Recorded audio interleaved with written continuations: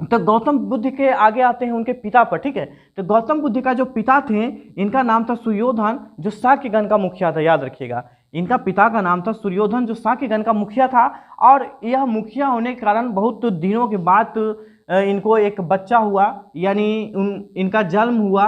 तो इनका जन्म हुआ तो इसका जन्म 563 ईसा पूर्व, याद रखिएगा, 563 ईसा पूर्व में इनका जन्म हुआ, जो गौतम आपका जन्म हुआ, यानी गौतम नामक व्यक्ति का जन्म हुआ था, ठीक है, 563 ईसा पूर्व। तो 563 जब इसका जन्म हुआ था तो कमल और सार का प्रतीक माना गया है। देखिए यह इंपॉर्टेंट प्रश्न है, कभी कभी पूछा जाता है कि बताइए इनका जन्म का क्या प्रतीक है, तो याद रखिएगा कमल और सार का। यह इंपॉर्टेंट क्वेश्चन है, ठीक है, कमल और सार का इनका प्रतीक है। इनका वास्तविक नाम सिद्धांत था। और एक बात और याद रखना है, इनका वास्तविक नाम सिद्धार्थ था। जब इनका जन्म हुआ था तो इनका माता का भी नाम आपको बताते हैं कि माता का नाम महामाया था, जो कौशल वंश के था, याद रखिएगा। पूछा जाता है कभी कभी इनका माता किस वंश के था, तो याद रखिएगा कौशल वंश का। लेकिन इनका जो माता का जब जन्म हुआ था तो 7 दिन के बाद, यानी 7 दिन के बाद इनकी माता की मृत्यु हो गई। तो आप सोच रहे हैं कि गौतम बुद्ध भगवान एक छोटे से बालक थे 7 दिनों का, और उनकी माँ चल बसी। तो उनकी माँ जब चल बसी तो समाज में इनका पालन पोषण, किनका पालन पोषण, यानी गौतम बुद्ध का, कि गौतम बुद्ध का पालन पोषण अब कैसे होगा, 7 दिन का बच्चा को कौन देखेगा। तो अब क्या किया इनके पिताजी सुयोधन, क्या किए कि उनकी एक मतलब गौतम बुद्ध का मौसी जिनका नाम रहता है प्रजापति गौतमी, याद रखिएगा, गौतम बुद्ध का मौसी, तो जिनकी नाम प्रजापति गौतमी रहती है, और उनसे वह मैरिज कर लेता है, उनसे मतलब विवाह कर लेता है। विवाह क्यों कर लेता है तो आपको पता चल ही गया होगा, क्योंकि उनकी महामाया जो माँ थी वो एक्सपायर कर गई थी। तो अब इसके पालन पोषण के लिए इनसे शादी कर लेता है। तो शादी कर लेता है, शादी करने के बाद इनकी देखभाल अच्छी होने लगी, परवरिश अच्छी होने लगी, और गौतमी के नाम पर, याद रखिएगा, गौतमी के नाम पर इनका नाम गौतम रखा गया, ठीक है। इन्हीं का, यानी इनका जो मौसी का नाम था, क्या नाम था जी, प्रजापति गौतमी। इनका मौसी का नाम प्रजापति गौतमी था, गौतमी के नाम पर ही इनका नाम गौतम रखा गया। अब देखिए यहाँ पर वह बात करते हैं कि जब गौतम रखा गया, इनका जन्म स्थल अगर आपसे पूछा जाता है कि इनका जन्म स्थल बताइए, तो कपिल वस्ती, जो लुम्बिनी गांव में पड़ता है, याद रखिएगा, कपिल वस्तु लुम्बिनी गांव में पड़ता है, ठीक है। अब इनका जब जन्म हुआ तो जन्म होने के, देखिए जैसे बड़ा बड़ा लोगों को क्या होता था, जब मुखिया ये सब होता है, या तो मंत्री जो था, राजा था बेचारा, तो नामाकरण के लिए पंडित को बुलाया जाता था, ठीक है। तो इनका भी पंडित को बुलाया गया नामाकरण के लिए, इनको पंडित बुलाया गया। तो पंडित आया तो पंडित हाथ देकर उनको बोल दिया था कि या तो आप बहुत बड़ा चक्रवर्ती राजा बने, या तो यह एक बहुत बड़ा सन्यासी व्यक्ति बनेगा। राजा वहीं पर अपसेट हो जाता है, बोलता है एक तो बुढ़ारी में बच्चा हुआ है, और वो भी बोलता है कि सन्यासी हो जाएगा। कोई भी मतलब सन्यासी यानी पूरा राजपाट छोड़ देने वाला व्यक्ति। अब बोला कि इसका कोई उपाय बताओ, पंडित जी से पूछने लगा, महाराज इसका कोई उपाय बताइए कि हमें मतलब एक तो राजपाट आगे चलाना है, और एक तो हमें बुढ़ारी में बच्चा हुआ है, और वह भी आप बोल रहे सन्यासी हो जाएगा। तो गौतम बुद्ध को वह पहले बोला कि अगर यह सन्यासी होगा तो यह पूरा एशिया में, मतलब पूरा एशिया में पूजे जाएंगे, इसलिए एशिया ऑफ लाइट इनको कहा गया है।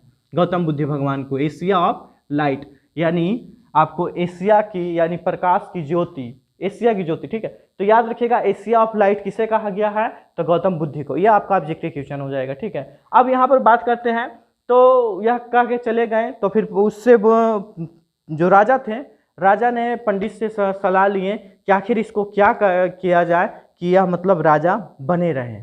तो बोला कि इसको कभी भी दुख जो है इसको आने का मतलब एहसास ही नहीं होना चाहिए इसको दुख का। राजा क्या किया कि पूरा इसके लिए हर वसंत में, हर ऋतु में एक अलग अलग महल तैयार किए। अपना बगीचा में क्या किया कि जो भी मतलब हरा वृक्ष, मतलब वृक्ष में जो हरा आपका पत्ता है उसमें एक भी पीला पत्ता का अलाउ नहीं किया, ठीक है। उसके बागवानी के लिए बहुत सारे नौकर बहुत शौकर क्या किए, काम करना स्टार्ट कर दिया। किनके पीछे लगा दिए, गौतम बुद्ध को पीछे लगा दिए, ताकि इसलिए कि उसको कभी दुख का अभाव नहीं होना चाहिए। यह राजा का आदेश था कि इसको कभी भी दुख के अभाव नहीं होना चाहिए, इसके इलाव में कोई पीला पत्ता नजर नहीं आना चाहिए, इसकी बाग में कोई बूढ़ा व्यक्ति नजर नहीं आना चाहिए, इसका जो भी मतलब गौतम बुद्ध को चाहिए उसको हमेशा मिलना चाहिए गौतम बुद्ध को। तब राजा की बात थी, गौतम बुद्ध था वह, इनका फिर किसी तरह इनका एक शादी होता है। उनकी शादी मतलब बहुत सुंदर लड़की रहती उनकी एरिया मतलब गांव में, तो वह एक पत्नी जो थी उनकी शादी होता है यशोधरा के साथ, जो भद्रा का तृष्णा था, ठीक है, भद्रा का तासन्य था। तो यशोधरा के साथ इनकी शादी हो जाती है। जब इनकी विवाह यशोधरा के साथ होती है तो इनसे एक पुत्र होता है और उस पुत्र का नाम रहता है राहुल। याद रखिएगा, पुत्र का क्या नाम रहता है? राहुल। ऐसे राहुल का अर्थ होता है पवित्र बंधन, ठीक है, नोट कर लीजिएगा, राहुल का अर्थ पवित्र बंधन होता है। तो एक पुत्र होता है जिनका नाम राहुल रहता है, राहुल का अर्थ पवित्र बंधन रहता है। अब देखिए ध्यान से, अगर आपको पूछा भी जाए कि राहुल का अर्थ क्या होता है तो ये आपको बताना होगा पवित्र बंधन इनका अर्थ होता है। यह आराम से घर में रहते थे। एक दिन की बात होता है क्या कि इनको एक युवा महोत्सव में जाना है। किनको युवा महोत्सव में जाना था? गौतम बुद्ध भगवान को। लाइट कट गया है इसलिए ज़्यादा पसीना आ रहा है, ठीक है, क्या करें, वीडियो ऐसा टाइम में ही बनाते हैं कि लाइट ही कट जाता है, और जब बनाना स्टार्ट करते हैं जब लाइट कट जाता है। अच्छा कोई बात नहीं, चलिए। तो अब देखिए क्या होता है कि एक युवा महोत्सव में जाना रहता है किसको? गौतम बुद्ध भगवान को। पूरा एरिया में जो है, पूरा गांव में राजा ने अलाउ करवा दिया कि कोई भी अलाउंस करवाया कि कोई भी व्यक्ति बूढ़ा अपना घर से नहीं निकलेगा और ना ही कोई उस समय कोई अशुभकारी होगा। राजा ने यह बात पूरा गांव में, लेकिन कुछ गांव के लोग उनकी बातों के नहीं सुने, इग्नोर कर दिए होंगे। तो क्या होता है कि जब यह युवा निकलता है अपना सारथी को के साथ, सारथी यानी घोड़ा जिसका रथ को चलाने वाले सारथी कहते हैं, ठीक है। तो सारथी के साथ जब निकलता है गौतम बुद्ध भगवान, तो जब निकलता है तो रास्ते में एक बूढ़ा व्यक्ति नजर आता है। वह बूढ़ा व्यक्ति जो था बेचारा झुक के चल रहा था। तो सारथी से पूछता है कि रथ रोको, ठीक है, सारथी को आगे कहता है कि रथ रोको, अब हमें बताओ यह झुक कर क्यों चलता है। क्योंकि देखिए वह आज तक बूढ़ा व्यक्ति, उस समय तक उनका विवाह हो गया, उनका पुत्र हो गया, उस समय तक वह बूढ़ा व्यक्ति नहीं देखा था। अब एकाएक कोई बूढ़ा व्यक्ति को देखेगा तो मतलब आश्चर्य तो करेगा ही। अब वह पूछने लगा सारथी को कि यह क्यों झुक के चल रहा है। तो सारथी जो है वह बोलता है कि माफ़ कीजिएगा महाराज, हमें इसके बारे में बताने का अलाउ नहीं है। तो गौतम बुद्ध गुस्से में आके बोलते हैं कि अगर नहीं बताते हो तो मैं तुम्हें शरीर का जो सर है वह धड़ से अलग कर दूंगा। तो अब तो जान की बात हो गया, तो उसको तो बताना जरूरी था। तो बात बताया कि यह एक जवानी की बात की अवस्था है जिसे वृद्ध यानी बूढ़ा कहा गया है। तो बोला ओ, यानी हम लोग भी एक दिन बूढ़ा हो जाएंगे। तो बोला यह दुनिया में जो व्यक्ति है आया है सभी एक ना एक दिन बूढ़ा निश्चित हो जाएगा, यानी वृद्ध होगा।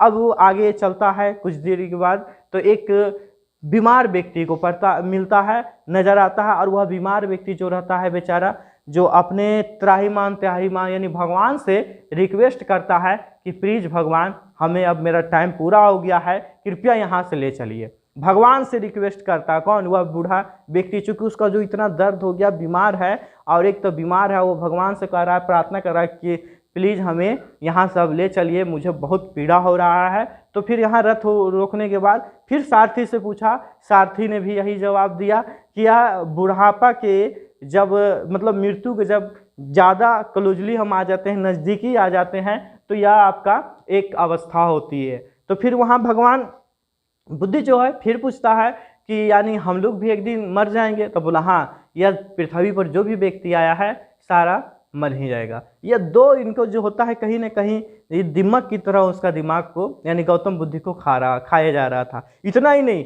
तीसरा क्या होता, एक सब मिल जाता। सब मतलब मरा हुआ व्यक्ति को देखता है। जब मरा हुआ व्यक्ति को देखते जा रहा है तो चार कंधे पे हो और एक पीछे से बहुत सारा आदमी उनके पीछे से कंधे से मतलब सबके पीछे से एक सब जा रहा था, बहुत सारे पीछे व्यक्ति रो के जा रहा था।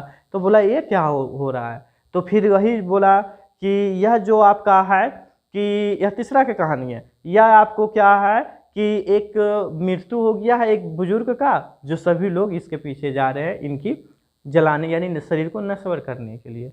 तो कहता है सारा हम लोग भी नश्वर हो जाएंगे एक दिन। कहाँ सारा नश्वर हो जाएंगे। इसके बाद एक व्यक्ति को और देखा, चौथा व्यक्ति को। याद रखिएगा जब शेयर करने के लिए निकला था तो इन्होंने 4 व्यक्ति को देखा, 3 व्यक्ति कहानी आपको बता दिए। चौथा व्यक्ति था सन्यासी व्यक्ति जो गर्वधारण था, आराम से मुस्कान, उसका चेहरा जो था मुस्कुराहट में अजब चेहरा था और वह आराम से जा रहा था मुस्कुराते हुए, गिरुआ वस्त्र धारण करते हुए। तो चौथा व्यक्ति को देखकर गौतम बुद्ध फिर सारथी से पूछा कि यह इस तरह का वस्त्र क्यों पहना हुआ है। तो सारथी था जवाब दिया कि यह एक सन्यासी है, इनको पूरा परिवार से कोई मतलब नहीं है और यह पूरा गृह त्याग कर चुके हैं, या अपने पूजा पाठ में यानी भगवान को याद करते हैं, आगे इनका जीवन भगवान को व्यतीत करके ही यानी याद में ही बिता दिएगा। वहीं पर गौतम बुद्ध भगवान सारथी को बोलता है रथ रोको, सारथी को बोलता है रथ रोको और तुम वापस चले जाओ। यहीं पर सारथी को बोलता है कि तुम रथ रोको और रथ को वापस लेके जाओ। बेचारा मरता क्या नहीं करता, सारथी क्या किया, रथ रोका और आराम से चला गया। ऐसा भी बोला जाता है जब रथ रोका तो सारथी चले गए लेकिन उसका घोड़ा छोड़ दिया। इसलिए जब वह त्याग करता है गृह त्याग, तो गृह त्याग जब करता है तो याद रखिएगा गृह त्याग जब करता है तो 29 वर्ष की उम्र में कहा जाता है। और बुद्ध में यानी गौतम बुद्ध में यानी बुद्ध धर्म में उनको गृह त्याग को महाभिनिष्कर्मण कहा गया है। याद रखना है गौतम बुद्ध जब गृह त्याग किए थे 29 वर्ष की आयु में, और गृह त्याग को क्या कहा जाता है, महाभिनिष्कर्मण कहा जाता है। ठीक है, अब देखिए जब यह गृह त्याग करके वहां से चले जाते हैं तो इनको क्या होता है, उन्हें 29 वर्ष की अवस्था में सबसे पहले यह गृह त्याग करके जाते हैं तो सबसे पहले यह वैशाली जाते हैं। ठीक है, कहाँ जाते हैं, वैशाली जाते हैं। वैशाली में एक आर कलाम से इन्होंने संज्ञा दर्शन की शिक्षा ग्रहण किया। कभी कभी ऐसा प्रश्न भी आ जाता है कि जब गृह त्याग होता है तो वह कहाँ जाते हैं, तो गृह त्याग करने के बाद वह वैशाली जाते हैं और आरन कलाम से उन्होंने संज्ञा दर्शन से शिक्षा लेता है और इनकी शिक्षा लेने के बाद वह राजगीर चले जाते हैं। ठीक है, वैशाली गए, वैशाली के बाद कहाँ गए जी, राजगीर, और राजगीर से क्या करते हैं, रुद्र कर्मक दत्तक पुत्र। ठीक है, याद रखिएगा रुद्र कर्मक दत्तक पुत्र से इनको शिक्षा मिलती है। इनको शिक्षा मिलने के बाद फिर बोलता है कि आप क्या कीजिए, आप पश्चिम दिशा जाइए, वहाँ क्या है, एक निरंजना नदी है जहाँ बहुत सारे ऋषि मुनि हैं और वहाँ आप ज्ञान की प्राप्ति कर सकते हैं। तो वह जब पश्चिमी की दिशा की ओर जाते हैं तो वहाँ पर जब देखता है कि मतलब कोई जब नहीं मिलता है, पश्चिमी नदी यानी निरंजना नदी तो मिलता है लेकिन वहाँ लोग नहीं जब मिलता है, ऋषि मुनि नहीं मिलता है, तो वह एक पीपल का वृक्ष देखते हैं और पीपल का वृक्ष पर बैठकर लगातार कंटिन्यू 6 ईयर्स यानी 6 वर्ष तक बिना अन्य जल ग्रहण किए हुए उन्होंने क्या किया, बहुत कठिन तपस्या किए और उनकी ज्ञान की प्राप्ति हुई। याद रखिएगा बिना ज्ञान की प्राप्ति कब हुआ, तो 6 वर्ष यानी बिना कठिन मतलब एक जल भी नहीं लिए और दाना भी नहीं लिए और 6 वर्षों तक उन्होंने तप किए, तो जब उनकी ज्ञान की प्राप्ति हुई। अब वह स्थान कहाँ है, तो वह स्थान बोध गया है। उस स्थान को आपको निरंजना नदी, आज उस स्थान का जो निरंजना नदी नाम है, उस स्थान को आज नदी को फल्गु नदी के भी नाम से हम लोग जानते हैं। याद रखिएगा निरंजना नदी को फल्गु नदी कहा गया है। तो निरंजना नदी यहाँ फल्गु नदी, जो वृक्ष के नीचे बैठे थे वह पीपल का वृक्ष था। ठीक है, यह पीपल का वृक्ष था और इनकी जो जाति थी गौतम बुद्ध का, वह शाक्य की जाति थी और यह पाली भाषा जानते थे। ठीक है, कंप्लीट यहाँ तक कोई प्रॉब्लम तो आपको नहीं हुआ होगा। यह किसकी भाषा की जानकारी थी, तो पाली भाषा की जानकारी थी। इनका एक भाई भी था, किनका, गौतम बुद्ध का, देवदत्त। ठीक है, इनका भाई का नाम अगर आपसे पूछा जाए तो देवदत्त। जब यह ज्ञान की प्राप्ति हुई, अब इनकी जब ज्ञान की प्राप्ति हुई तो प्रथम उपदेश इन्होंने सारनाथ में दिया था, जो गौतम बुद्ध जो बुद्ध धर्म में यानी बौद्ध धर्म में बोला जाता है ऋषि पतनम। याद रखिएगा प्रथम उद्देश्य सारनाथ में दिया था, इसको क्या बोला जाता है, ऋषि पतनम। ऐसे आप संगीत, बौद्ध संगीति अगर आपसे पूछा जाए तो याद रखिएगा बौद्ध संगीति 4 हुआ।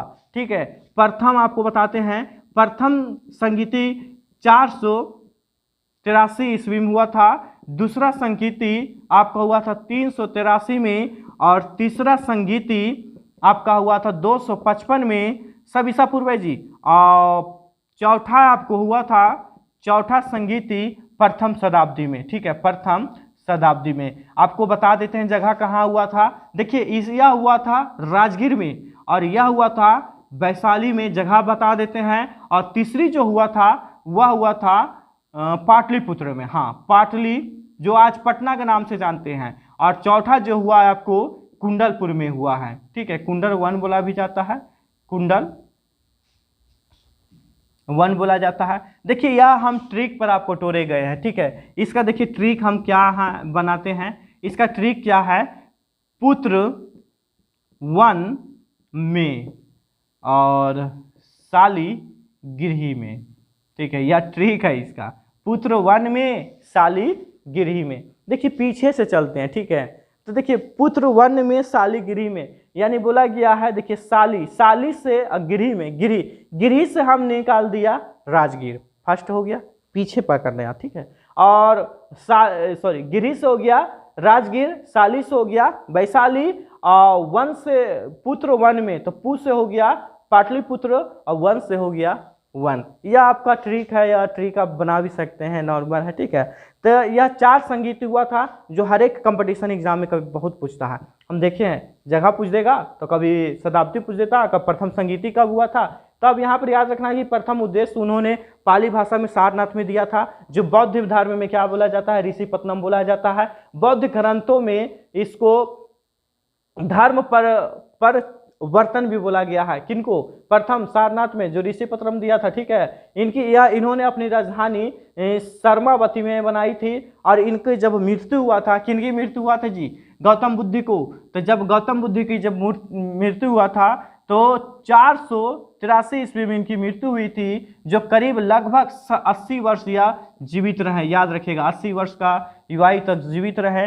बोला जाता है एक कौटिल्य, चीन का एक महाअभिलेख है कौटिल्य, याद रखिएगा, उसमें बोला गया है क्या, कि इनकी मृत्यु और इनकी ज्ञान की प्राप्ति और इनकी जन्म तीनों एक ही दिन हुआ है। इंपॉर्टेंट बात है, याद रखिएगा, इनकी मृत्यु, इनकी ज्ञान की प्राप्ति और इनकी जन्म तीनों एक ही दिन हुआ है। वह तीनों एक दिन कब हुआ था, तो बैसाखी पूर्णिमा के दिन। यह कहाँ लिखा हुआ है, तो यह लिखा हुआ है चीन के अभिलेख कौटिल्य नामक पुस्तक में, ठीक है, यह लिखा हुआ है। बहुत इंपॉर्टेंट क्वेश्चन है, हमेशा देखते हैं, यह आपका है। तो यह बैसाखी तीनों दिन एक ही वो इनकी मृत्यु भी हुआ था। और जब इनका मृत्यु हुआ था, तो इनकी शरीर का जो होता है, इनको शरीर की 8 हिस्से यानी खंडन किए थे, 8, ठीक है, याद रखिएगा, शरीर को 8 खंडन किए गए। और बौद्ध धर्म में मरने वाले व्यक्ति को स्तूप बनाया जाता है, ठीक है।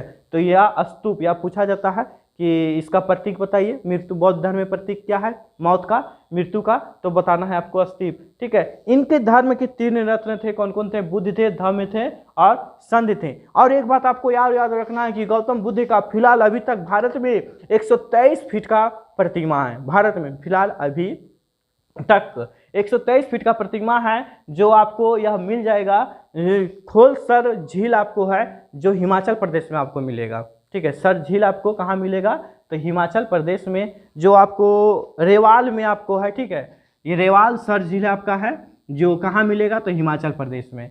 तो यह आपका गौतम बुद्ध की कहानी हुई है। इससे आप ऑब्जेक्टिव क्वेश्चन बहुत सारा आप बताए हैं, यानी अगर आपको स्क्रीनशॉट लेना है तो आप एक स्क्रीनशॉट ले लीजिए। अगर वीडियो अच्छा लगेगा तो लाइक और शेयर जरूर